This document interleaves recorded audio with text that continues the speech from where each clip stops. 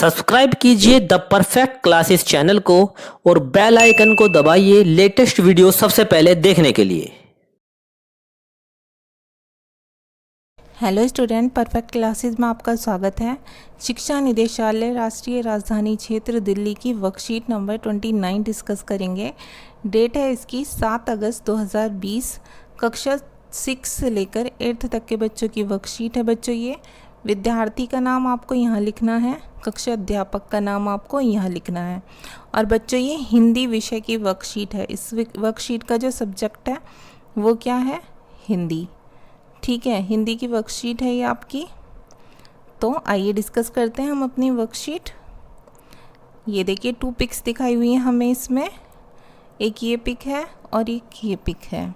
Okay, हमें क्या दिखाया हुआ है कि ये एकल परिवार है और ये संयुक्त परिवार है। ठीक है, अब एकल परिवार क्या होता है और संयुक्त परिवार क्या होता है पहले समझ लेते हैं इसके बारे में थोड़ा सा। यहाँ पर 2 परिवार के चित्र दिए गए। आपको 2 परिवार के चित्र दिए हुए, एक परिवार ये है, एक परिवार ये है। जिस परिवार में केवल माँ, पिताजी और भाई बहन होते हैं उस परिवार को एकल परिवार कहते हैं। तो ये वाली जो फैमिली है जहाँ पर एकल परिवार लिखा हुआ है वहाँ पर मम्मी है, पापा हैं, बहन है और भाई है। 4 लोग दिख रहे हैं हमें पिक में। तो ऐसी फैमिली को चाहे 2 बहन भाई हो, 3 हो, 4 हो, और जिस फैमिली में भाई बहन होते हैं और मम्मी पापा होते हैं उसे हम एकल परिवार कहते हैं। तो ये वाली फैमिली हमें क्या शो करती है कि ये एकल परिवार की पिक है। जो सेकंड पिक की बात करेंगे तो जबकि संयुक्त परिवार में दादा दादी, चाचा चाची, ताऊ ताई आदि भी होते हैं। चित्र को देखकर परिवार के सदस्यों के नाम तथा रिश्ता सोचकर लिखिए। अब बच्चों, हमें ये बताना है कि देखिए हम सेकंड पिक में देखकर थोड़ा समझ लेते हैं कि देखिए इसमें दादी हैं बीच में पिंक साड़ी में, ठीक है, धोती में, वाइट कुर्ते में दादाजी बैठे हुए हैं। इधर साइड में हम देखेंगे तो यहाँ पर येलो साड़ी में इस बच्चे की मम्मी हैं और यहाँ पर पापा जी हैं इनके। और ये 2 बच्चे हैं, इन दोनों बच्चों के ये ताऊ जी हैं, रेड कुर्ते में, धोती में, और रेड साड़ी में इनकी ताई जी हैं। और ऊपर यहाँ पर इनके ये चाचा जी हैं, दादाजी के पीछे खड़े, और दादी के पीछे जो खड़ी हैं ये इनकी चाची हैं। तो ये आपको सब समझ में आ गए रिश्ते इस पिक को देखकर। तो आपको क्या करना है कि यहाँ पर नीचे एकल परिवार में आप इस तरह से लिख देना। ऊपर हमें जो पिक दी हुई है उसके अकॉर्डिंग हमें यहाँ पर लिख देना है बच्चों मम्मी। ठीक है, हमें जिसकी पिक दिख रही है हम वो लिख देंगे पापा, और भाई बहन। अब आपको क्या करना है, कोई भी नाम सोचकर, भाई का, बहन का, किसी की मम्मी का, पापा का नाम सोचकर आपको इसके सामने लिख देना है। ठीक है, रिश्ता मैंने आपको बता दिया। ठीक है, आपको चित्र देखकर क्या करना है, परिवार के सदस्यों के नाम तथा रिश्ता सोचकर लिखना है। रिश्ता मैंने आपको बता दिया, बच्चों का मम्मी है, पापा है, उनके भाई बहन है वो। ठीक है, तो आपको यहाँ सामने नाम और लिख देने उनके। आप कोई भी नाम लिख सकते हैं। उसी प्रकार जैसे हमें ऊपर दिया हुआ है पिक में कौन कौन है, मम्मी है ना, पापा हैं, दादाजी हैं, दादी हैं, ताऊ हैं,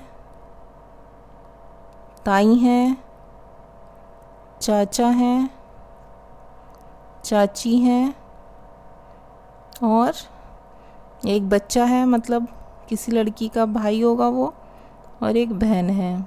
ठीक है, तो ये हैं कुछ लोग संयुक्त फैमिली में। अब इनके सामने भी बच्चों आप अपने आप नाम सोच कर लिख देना। दादी का क्या नाम होना चाहिए, ताऊ का क्या होना चाहिए, ताई का क्या होना चाहिए, कुछ भी नाम आप लिख सकते हैं अपने पास से। ठीक है, अब आगे देखते हैं वर्कशीट में क्या बोला हुआ है। आगे देखिए यहाँ पर है मेरा परिवार। अब ये बॉक्स हमें पूरा खाली दिया हुआ है।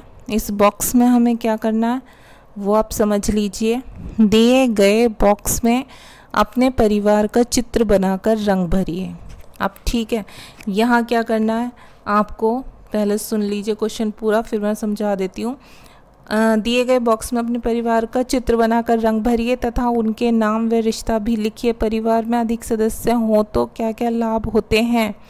तो पहले आप इतना क्वेश्चन सॉल्व कीजिए, यहाँ से लेकर यहाँ तक। कैसे सॉल्व करेंगे आप, ये जो बॉक्स दिया हुआ है हमें ऊपर, ये बॉक्स है पूरा, ठीक है। मेरा परिवार ऊपर लिखा हुआ है, हेडिंग है इसकी।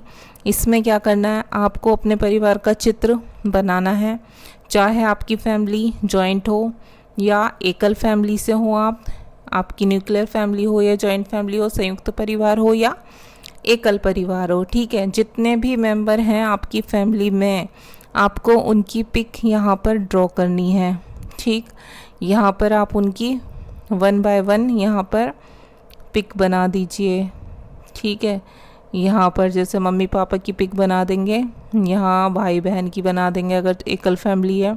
और भी लोग हैं तो दादा दादी, मम्मी पापा, ठीक है। और यहाँ साइड में चाचा चाची, ताऊ ताई, बच्चे, जैसे जैसा आपकी फैमिली है बच्चों वैसे वैसा आप पिक बना देना। एकल फैमिली है तो उसके हिसाब से बना देना, जितने बहन भाई हैं मम्मी पापा, और नीचे उनके नाम भी लिख देना, ठीक है। बस इतना करना है आपको इसमें बॉक्स के अंदर। अच्छा, नेक्स्ट क्वेश्चन है, परिवार में अधिक सदस्य होते हैं तो क्या क्या लाभ होते हैं, लिखिए। ये मैं आपको बता देती हूँ आपको क्या क्या लाभ होते हैं, आप देख लीजिए। वो ये आपको अपने अकॉर्डिंग करना है क्योंकि सबकी फैमिली में अलग अलग मेंबर होते हैं। तो आप देख लीजिए आपकी फैमिली में कितने मेंबर हैं, उनके क्या नाम हैं, सबको अपनी अपनी फैमिली के खुद लिखने हैं। और पिक्चर भी खुद ही बनानी है बच्चों, ठीक है। ये चित्र भी आपको खुद बनाना है और उसमें कलर भी करना है, जो भी आप कलर करना चाहें अपनी चॉइस के अकॉर्डिंग आप कर लेना कलर। तो परिवार में अधिक सदस्य हो तो क्या क्या लाभ होते हैं, ये मैं समझा देती हूँ आपको क्या लाभ होते हैं, देख लीजिए। परिवार में अधिक सदस्य होने के लाभ, अब क्या क्या लाभ होते हैं वो हम देख लेते हैं।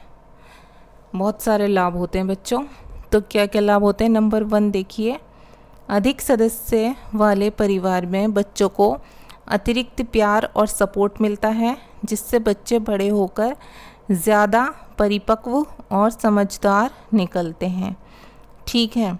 क्या मिलता है, अतिरिक्त प्यार और सपोर्ट। अगर एकल फैमिली होगी तो हमें अपने मम्मी पापा का ही प्यार मिलेगा। अगर हमारी फैमिली जॉइंट होगी, ज़्यादा मेंबर होंगे, चाचा चाची, ताऊ ताई, दादा दादी, तो हमें एक्स्ट्रा प्यार मिलेगा, हमें उन सब का भी प्यार मिलेगा, ठीक है। जिससे क्या होता है, हमारे अंदर मैच्योरिटी ज़्यादा आ जाती है, बड़े होकर हम ज़्यादा समझदार होते हैं, क्योंकि हम सब लोगों को डील करते आते हैं बचपन से ही कि किससे कैसे बात करनी चाहिए, किससे किस तरीके से बोलना चाहिए, ठीक है। अगर बड़े कह रहे हैं तो उनके काम को करना चाहिए। तो जितने हम इंटरेक्शन करते हैं जितने लोगों के साथ, उसी के अकॉर्डिंग हम बिहेव करने लग जाते हैं, तो हम बड़े होकर और ज़्यादा समझदार हो जाते हैं अगर हम जॉइंट फैमिली के बच्चे हैं तो, ठीक है। और नेक्स्ट देख लेते हैं हम, ऐसे परिवार में बच्चों को अपनी जिम्मेदारियों का एहसास होता है। जिम्मेदारियों का एहसास क्यों होता है, अगर छोटी फैमिली होगी तो काम भी कम होगा, अगर फैमिली बड़ी होती है तो काम ज़्यादा होता है।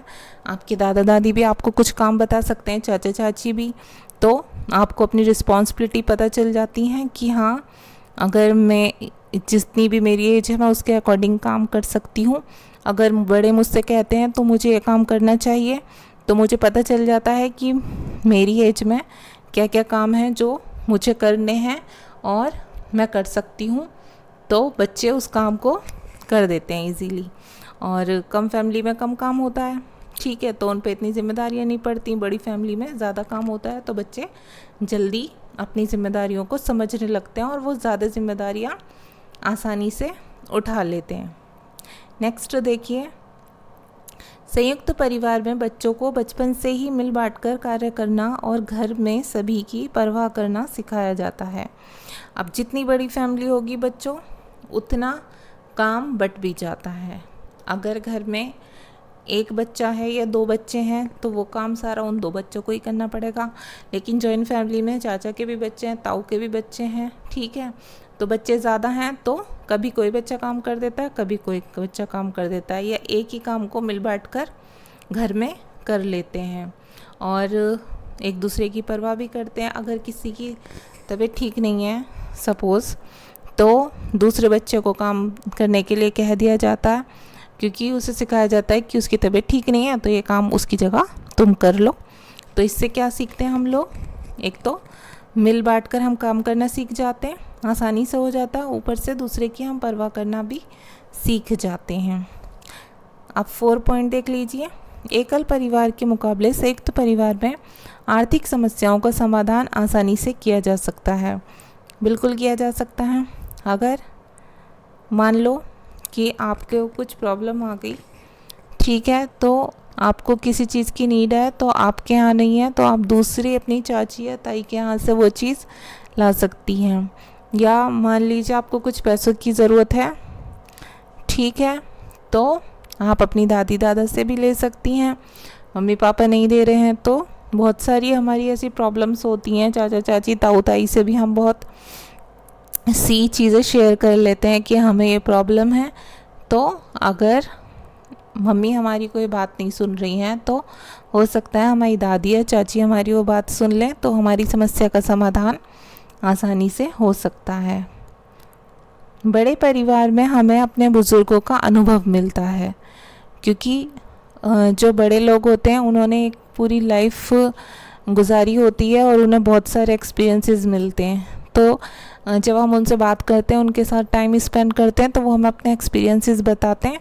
तो इससे क्या होता है कि हमें भी उनके एक्सपीरियंसेस से बहुत कुछ सीखने को मिलता है, हमें उनके अनुभव के बारे में पता चलता है और हमें अपने बुज़ुर्गों का अनुभव हमें मिलता है कि हाँ, इस सिचुएशन में उनके साथ ऐसा हुआ था, तो हमें भी सीख मिलती है। हमें अगर ऐसी सिचुएशन आती है कोई, तो हमारे साथ हमें क्या करना चाहिए उस टाइम पर। नंबर 6 देख लेते हैं बच्चों। संयुक्त परिवार में बच्चों को अकेलेपन का सामना नहीं करना पड़ता। अगर आप अकेले हैं या आपका एक ही भाई या बहन है और वो एज गैप है आप में काफ़ी, तो वो आपसे ज़्यादा नहीं फ्रेंडली रहेगा। तो जॉइंट फैमिली में क्या होता है, सेम एज के बच्चे होते हैं, चाचा चाची ताऊ ताई के, जिसमें हमारे फ्रेंड्स भी होते हैं। तो उससे क्या होता है, हम अकेलेपन का सामना नहीं करते, ठीक है, अपने घर में ही और अपने कज़िन के साथ ही हम टाइम स्पेंड कर सकते हैं, जिससे हमें अकेलेपन का सामना नहीं करना पड़ता। 7 पॉइंट देख लेते हैं। संयुक्त परिवार में बच्चे बड़ों का आदर करना सीखते हैं, जिससे उनके व्यक्तित्व का निर्माण होता है। अगर हम न्यूक्लियर फैमिली में रहते हैं तो हम अपने मम्मी पापा का ही आदर करना सीखते हैं। हम घर से बाहर नहीं जाते, अगर ज़्यादा घर में ही रहते हैं तो उन्हीं की बात सीखते हैं। लेकिन अगर हम घर में हमारे बड़े भी होते हैं, हमारे दादा दादी होते हैं, और फिर हम देखते हैं कि हमारे मदर फादर उनको कैसे रेस्पेक्ट कर रहे हैं, तो हम भी उनकी रेस्पेक्ट करना सीखते हैं, ठीक है। तो हम अपने बड़ों से भी बहुत सारी चीज़ें सीखते हैं। जितने भी मेंबर होते हैं हम देखते हैं हमारे मम्मी पापा की पर्सनालिटी कैसी है, तो उनकी पर्सनालिटी देखकर हमारी पर्सनालिटी का भी डेवलपमेंट होता है, ठीक है।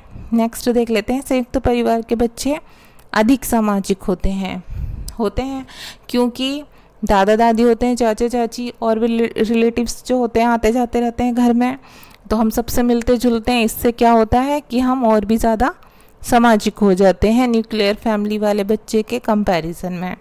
नंबर 9, संयुक्त परिवार में अपने बुज़ुर्गों से किताबों से बढ़कर शिक्षा मिलती है। बहुत सारी चीज़ें ऐसी होती हैं बच्चों, बहुत सारे एक्सपीरियंसेस, अनुभव ऐसे होते हैं जो हमें किताबों से पढ़कर भी नहीं मिलते, और बड़ों से सीखकर, बड़ों की बातें सुनकर सीखकर हमें बहुत सारी शिक्षाएं मिलती हैं। स्पेशली मोरल एजुकेशन जो होती है बहुत सी, वो हमें अपने घरों से मिलती हैं। बहुत सारी अच्छी अच्छी बातें हमारे बड़े हमें सिखाते हैं, जिससे हमारी शिक्षा को बढ़ावा मिलता है, ठीक है। नंबर 10 पॉइंट देख लेते हैं। संयुक्त परिवार में बुजुर्ग, बीमार, नवजात को सामाजिक सुरक्षा मिलती है। जो जॉइंट फैमिली होती हैं वहाँ पर अगर कोई बीमार है तो उसको सब उससे आकर पूछते हैं उसकी तबीयत के बारे में, कैसे हो, अब ठीक हो तुम, तो फिर उसे क्या होता है, एक सामाजिक सुरक्षा फील होने लगती है। कोई बीमार है या कोई बड़ा है, उनके बेटे हैं घर में, बहुएं हैं, वो सब उनका ध्यान रखती हैं, तो सामाजिक सुरक्षा फील होती है ऐसे इंसान को। या फिर कोई छोटा बच्चा है, उसे सभी खिलाते हैं, ठीक है, दादा दादी, चाचा चाची, ताऊ ताई, घर में जितने मेंबर होते हैं, बच्चे होते हैं, वो सब भी उन्हें खिलाते हैं, तो उनसे वो सेफ्टी फील करते हैं। ठीक है, तो ये थी हमारी वर्कशीट। हमारी वर्कशीट कंप्लीट हो गई। ठीक है, हमने अपनी वर्कशीट डिस्कस कर ली है, 29 वर्कशीट हिंदी की। तो आई होप आपको मेरी वीडियो पसंद आई होगी। अगर आपको मेरी वीडियो पसंद आई है तो प्लीज़ इसे लाइक कीजिए, शेयर कीजिए और मेरे चैनल को सब्सक्राइब कीजिए। Thanks for watching.